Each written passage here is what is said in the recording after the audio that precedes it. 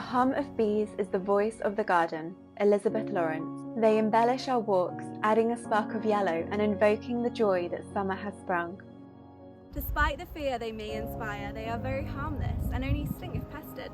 But did you know that bugs and beetles are also pollinators? Pollinators are hugely important in the food chain, making it possible for us to eat most of the food we consume today. I wanted to catch up with Bob Tompkins, who was involved with the pollinator animation video, to talk about how very real the threats to pollinators are here on Ireland and what we can actively do to protect them.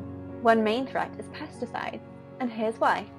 The pesticide actually attacks the nervous system and stops the insect from functioning properly, from flying and so on. But it will also affect its ability to breed effectively as well. And the other thing, of course, is that they will carry that pesticide back to the nest. Some of the easy ways you can protect pollinators from the comfort of your own garden include scrapping the pesticides and swapping for a classic bit of diluted fairy liquid.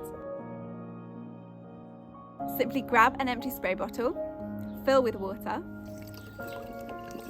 add a few drops of fairy liquid, mix it together, and you're ready to go. At home, our garden hasn't had pesticide or herbicide or anything in it for the last 45 years. We effectively do not have any pests because nature supplies the other insects to actually control those pests. Deciding what plant to buy next on your trip to the garden centre? Here are some recommendations. Native plants, particularly very wide open petaled native plants.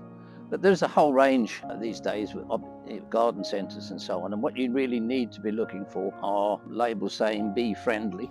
If you really mix up your flower beds so that you have lots of different flowers, you will see that most of these plants have very open flowers. Some have trumpet-shaped flowers, but they're still open. They still allow the bees access in to get to the nectar. And that's the fundamental thing, really, is the ease at which bees can actually land on a flower to access the pollen and the nectar. Also, why not grab an echium? These are bees' best friends as well as being beautiful. Other plants include tomatoes, foxgloves, lavender, rosemary, sage and thyme, all of which give off beautiful aromas, making them friendly for the pollinators and creating a calming environment for your senses too.